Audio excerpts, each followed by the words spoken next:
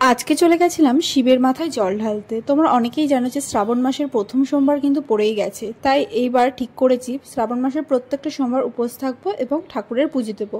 কিন্তু আগের দিন হঠাৎ করে দেখলাম গঙ্গার জল ফুরিয়ে গেছে, তাই আর লেট না করে ঝটপট করে দুপুরবেলায় রেডি হয়ে চলে গেছিলাম গঙ্গায়।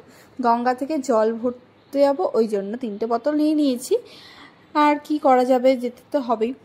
তো এখানটায় আমি বেরিয়ে পড়েছি রাস্তা যেতে গিয়ে, আর মেঘলা মেঘলা ওয়েদার ছিল তাই জন্যই যেতে পেরেছি।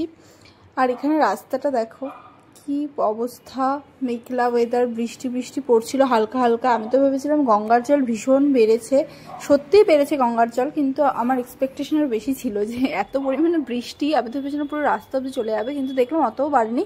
তো গঙ্গার জল নিয়ে নিয়েছি। তো তারপরে পেয়ে গেছিলো খিদে, কারণ সকাল থেকে কিছু খাইনি, তাই এখানে এসে একটু লুচি না ডালপুরি আর আলুর দম নিয়ে নিয়েছিলাম। এটা হচ্ছে গড়ের এই ডালপুরি আলুর দমটা জাস্ট ভালো লাগে। তো তারপরে আলু কাবলি মাখাটা দেখে সেই ছোটোবেলার কথা মনে পড়ে গেল সিরিয়াসলি, তাই একটু আলু কাবলি মাখাও কিন্তু নিয়ে নিয়েছিলাম। আমি খাইনি, আমি খাই না। আর এখানে বসেছিলাম, মেলা বসবে 4টে থেকে। যাই হোক, সন্ধ্যাবেলা বেরিয়ে পড়েছিলাম ঠাকুরের কিছু জিনিস আনার ছিল, সেগুলো আনার জন্য। তো নিয়ে এসে তো পরের দিন সকালবেলায় তাড়াতাড়ি করে স্নান করে রেডি হয়ে গেছিলাম। সকাল থেকেই মন্দিরে পুজো হচ্ছিল, আমার একটু লেট হয়েছিল অনুর জন্য। সব কিছু গুছিয়ে নিয়েছি ঠাকুরের, এবার যাওয়া যাক। অনুরা চলেই এসেছে আর আমিও কিন্তু এখানটায় রেডি হয়ে গেছি। প্রথমে ভেবেছিলাম শাড়ি পরবো, তারপরে ভাবলাম যে না, ভীষণ গরম করছে, শাড়ি পরবো না, নেক্সট সোমবার পরতে পারি, তাই চুড়িদার পরে বেরিয়ে যাচ্ছি। আর হয়েছে একটা বিপদ, এই ঠাকুর পুজো দিয়ে এসে আমার দিশানি ঘোষ চ্যানেলটা আর খুলছেই না, আমি জানি না কেন। আর সেখানটায় ঠাকুরের সমস্ত কিছু গুছিয়ে নিয়েছিলাম, কারণ আমি বাড়ি থেকে গুছিয়ে নিয়ে আসিনি। ওরা যেহেতু একটু গঙ্গার জল নিয়েছিল আমার থেকে, তাই একবার মন্দিরে এসে সব কিছু করে ঠাকুরের মাথায় জল ঢালছিলাম। সত্যি আমি ফার্স্ট টাইম মন্দিরে এসে ঠাকুরের মাথায় জল ঢাললাম। বাড়িতে তো অনেকবার ঢেলেছি, এটা ফার্স্ট টাইম না, এর আগে একবার আমি ঢেলেছিলাম। যাই হোক, ভালো লাগছিল, কিন্তু মনটা একদিকে খারাপও হয়ে গেছিলো। সেটা হচ্ছে আমার এখনও অবধি আমার দিশানি ঘোষ চ্যানেলটা খুলছেই না, আমি জানি না কেন, কি প্রবলেম হয়েছে।